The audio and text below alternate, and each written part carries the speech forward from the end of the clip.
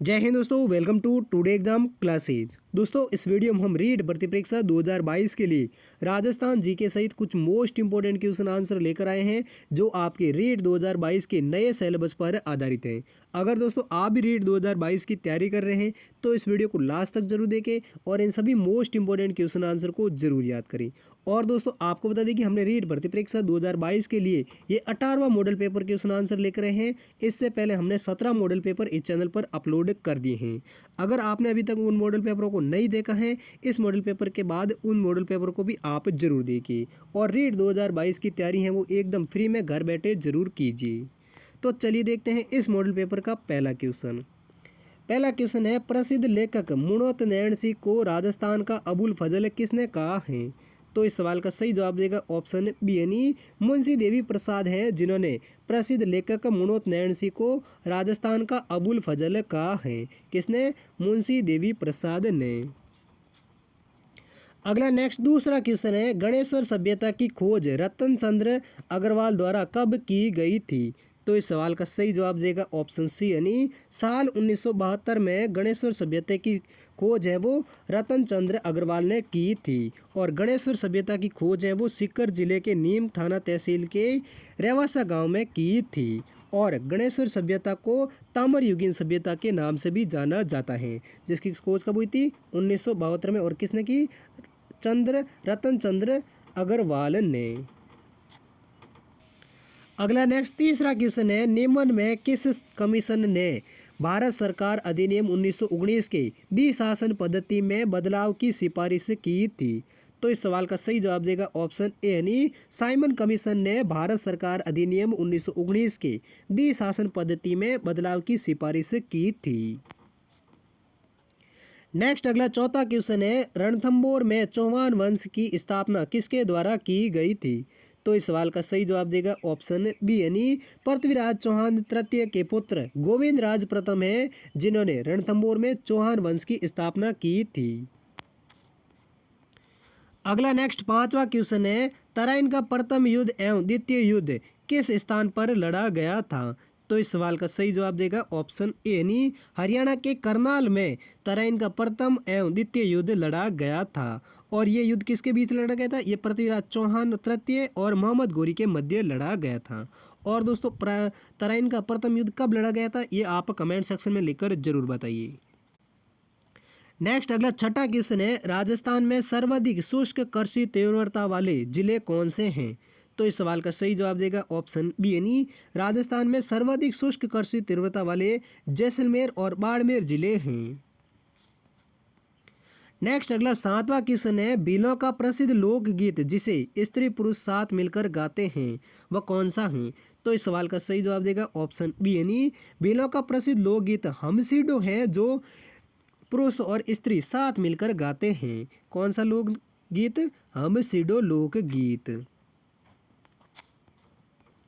Next अगला आठवां question है, भारत के संविधान में मताधिकार की आयु कौन से संविधान संशोधन के बाद 21 से घटाकर 18 वर्ष की गई? तो इस सवाल का सही जवाब देगा ऑप्शन सी यानी भारतीय संविधान के 61वें संविधान संशोधन के तहत मताधिकार की जो आयु है वो 21 साल से घटाकर 18 वर्ष की गई थी। कि संविधान संशोधन के तहत? 61वें संविधान संशोधन के तहत। नेक्स्ट अगला नौवां क्वेश्चन है, आमेर के किस शासक द्वारा 1818 में ईस्ट इंडिया कंपनी के साथ सहायक संधि की थी?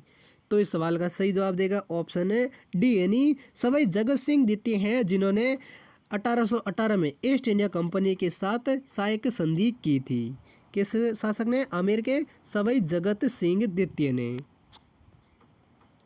अगला 10वां क्वेश्चन है, भारतीय संविधान की एकल नागरिकता की अवधारणा किस देश से की संविधान से ली गई है? तो इस सवाल का सही जवाब देगा ऑप्शन डी यानी भारतीय संविधान में एकल नागरिकता की अवधारणा यानी ब्रिटिश संविधान यानी अर्थात इंग्लैंड देश से ली गई है।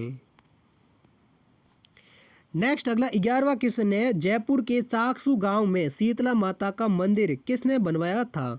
तो इस सवाल का सही जवाब देगा ऑप्शन ए यानी सवाई माधो सिंह है जिन्होंने जयपुर के चाकसू गांव में शीतला माता देवी का मंदिर बनवाया था। और शीतला माता देवी को चेचक की देवी के नाम से भी जाना जाता है। किस देवी के नाम से? चेचक की देवी के नाम से, जिनका मंदिर है वो कहाँ पर है? जयपुर के चाकसू गांव में, जिनका निर्माण सवाई माधो सिंह ने करवाया था। नेक्स्ट अगला 12वां क्वेश्चन है, लोकसभा का कोई भी सत्र किसके आदेश से स्थगित किया जा सकता है? तो इस सवाल का सही जवाब देगा ऑप्शन बी यानी लोकसभा का कोई भी सत्र राष्ट्रपति के आदेश से स्थगित किया जा सकता है। नेक्स्ट अगला 13वां क्वेश्चन है, राजस्थान की क्षेत्रफल व जनसंख्या में सबसे छोटी रियासत कौन सी थी? तो इस सवाल का सही जवाब देगा ऑप्शन सी यानी शाहपुरा रियासत है जो राजस्थान की क्षेत्रफल व जनसंख्या की दृष्टि से सबसे छोटी रियासत थी। जबकि जनसंख्या में सबसे बड़ी कौन सी थी? वो थी जयपुर, और क्षेत्रफल में कौन सी थी? जोधपुर। अगला नेक्स्ट 14वां क्वेश्चन है, भारत की पूर्वी सीमा पर म्यांमार से लगी पर्वत श्रृंखला कौन सी है?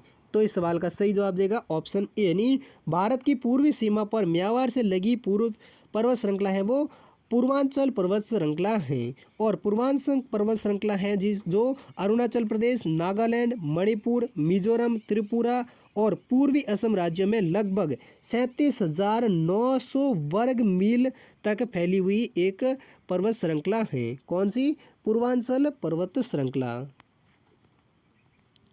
नेक्स्ट अगला 15वां क्वेश्चन है, किसी भी प्रदेश या राज्य की शासनात्मक शक्ति कौन है? तो इस सवाल का सही जवाब देगा ऑप्शन बी यानी किसी भी प्रदेश या राज्य की शासनात्मक शक्ति है वो राज्यपाल होता है। नेक्स्ट अगला 16वां क्वेश्चन है, निम्नलिखित में से किस शहर में मार्च 1919 में खिलाफत कमेटी का गठन किया गया था? तो इस सवाल का सही जवाब देगा ऑप्शन ए यानी मुंबई शहर में मार्च 1919 में खिलाफत कमेटी का गठन किया गया था, जो वर्तमान में मुंबई के नाम से और पहले बम्बई के नाम से जाना जाता था। और खिलाफत आंदोलन 1919 में भारतीय मुसलमानों द्वारा शुरू किया गया एक आंदोलन था। अगला 17वां क्वेश्चन है, राजस्थान में उत्तर पश्चिमी रेल जोन का मुख्यालय कहाँ खोला गया है? तो इस सवाल का सही जवाब देगा ऑप्शन ए यानी जयपुर में राजस्थान का उत्तर पश्चिमी रेल जोन का मुख्यालय है वो खोला गया है। अगला 18वां क्वेश्चन है, प्रधानमंत्री सुरक्षा बीमा योजना के तहत वार्षिक प्रीमियम के रूप में कितनी राशि का भुगतान करना होता है? तो इस सवाल का सही जवाब देगा ऑप्शन बी यानी प्रधानमंत्री सुरक्षा बीमा योजना के तहत बीमित व्यक्ति को 12 रुपये का प्रीमियम राशि का भुगतान करना होता है। और दोस्तों इस योजना के तहत बीमित व्यक्ति की दुर्घटना में मृत्यु या पूरी तरह से विकलांग होने पर 2 लाख रुपए का मुआवजा मिलता है। किस योजना के तहत? प्रधानमंत्री सुरक्षा बीमा योजना के तहत, जिसको वार्षिक प्रीमियम के रूप में 12 रुपये का भुगतान करना होता है। अगला नेक्स्ट 19वां क्वेश्चन है, राजस्थान ने अपनी नवीन पर्यटन नीति को कब घोषित किया है? तो इस सवाल का सही जवाब देगा ऑप्शन बी यानी राजस्थान ने अपनी नवीन पर्यटन नीति है वो 4 जून 2015 को घोषित की है। जबकि दोस्तों प्रथम पर्यटन नीति है वो राजस्थान ने 24 सितंबर 2001 में घोषित की थी। अगर दोस्तों ऐसे पूछे कि राजस्थान ने अपनी प्रथम पर्यटन नीति कब घोषित की, तो हो जाएगा आंसर 24 सितंबर 2001 को। और नवीन पर्यटन नीति का पूछे तब जवाब हो जाएगा 4 जून 2015 को। नेक्स्ट अगला 20वां क्वेश्चन है, खानवा का युद्ध राणा सांगा और किसके बीच लड़ा गया था? तो इस सवाल का सही जवाब देगा ऑप्शन है सी यानी खानवा का युद्ध है वो राणा सांगा और बाबर के मध्य 16 मार्च 1527 में लड़ा गया था। कब लड़ा गया था? 1527 में खानवा का युद्ध राणा सांगा और बाबर के मध्य, जो आगरा से 35 किलोमीटर दूर खानवा गांव में लड़ा गया था। नेक्स्ट अगला 21वां क्वेश्चन है, मेवाड़ राज्य प्रजामंडल की स्थापना कब और किसके द्वारा की गई? तो इस सवाल का सही जवाब देगा ऑप्शन सी यानी 24 अप्रैल 1938 को मेवाड़ राज्य प्रजामंडल की स्थापना है वो बलवंत सिंह मेहता द्वारा की गई थी। कब की गई थी? 24 अप्रैल 1938 को। और किसके द्वारा मेवाड़ राज्य की प्रजामंडल की थी? बलवंत सिंह मेहता के द्वारा। नेक्स्ट अगला 22वां क्वेश्चन है, सीताबाड़ी का प्रसिद्ध मेला किस जिले में लगता है? तो इस सवाल का सही जवाब देगा ऑप्शन सी, यानी राजस्थान के 12 जिला हैं जिसमें सीताबाड़ी का प्रसिद्ध मेला लगता है। नेक्स्ट अगला 23वां क्वेश्चन है, प्रसिद्ध एकी आंदोलन का नेतृत्व किसने किया था? तो इस सवाल का सही जवाब देगा ऑप्शन बी, यानी मोतीलाल तेजावत हैं जिन्होंने प्रसिद्ध एकी आंदोलन का नेतृत्व किया था। अगला नेक्स्ट 24वां क्वेश्चन है, संत पाबूजी के शिष्य मुख्यतः कौन हैं? तो इस सवाल का सही जवाब देगा ऑप्शन ए, यानी रेबारी लोग हैं जो संत पाबूजी के मुख्यतः शिष्य होते हैं। और दोस्तों लोक देवता के रूप में भी पाबूजी की पूजा की जाती है और राजस्थान में ऊंट बीमार होने पर भी लोक देवता पाबूजी की पूजा की जाती है। नेक्स्ट अगला 25वां क्वेश्चन है, नेजा नृत्य किस त्योहार पर आयोजित किया जाता है?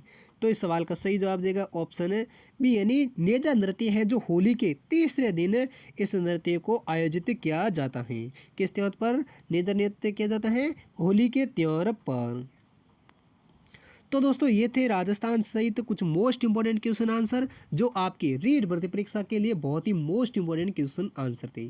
उम्मीद करता हूँ ये सभी क्वेश्चन आपको अच्छे से याद हो गए होंगे। अगर याद हो गए तो इस वीडियो को लाइक ज़रूर करें, चैनल पर पहली बार आए तो चैनल को भी ज़रूर सब्सक्राइब करें। और दोस्तों इन सभी क्वेश्चनों का PDF है वो आप हमारे टेलीग्राम ग्रुप से डाउनलोड कर सकते हैं जिसका लिंक आपको हमारी इस वीडियो की डिस्क्रिप्शन में मिल जाएगा। तो जल्दी से आप टेलीग्राम ग्रुप को ज्वाइन कर लीजिए और फ्री में इन सभी का PDF भी आप डाउनलोड कर लीजिए। और दोस्तों अब इस वीडियो के लास्ट में एक सवाल है अभ्यास के तौर पर जिसका जवाब आपको कमेंट सेक्शन में लिखकर बताना है। तो दोस्तों आज का अभ्यास सवाल है, सुप्रीम कोर्ट के जजों की संख्या को कौन बदल सकता है? तो ऑप्शन है राष्ट्रपति के आदेश से, कानून द्वारा, संसद से, सुप्रीम कोर्ट की अधिसूचना द्वारा या इनमें से कोई नहीं। इन चारों ऑप्शन में से कौन सा ऑप्शन सही है वो आप कमेंट सेक्शन में लिखकर जरूर बताइए। और दोस्तों मिलते हैं हम अगली मॉडल पेपर क्वेश्चन के साथ, तब तक के लिए जय हिंद, वंदे मातरम।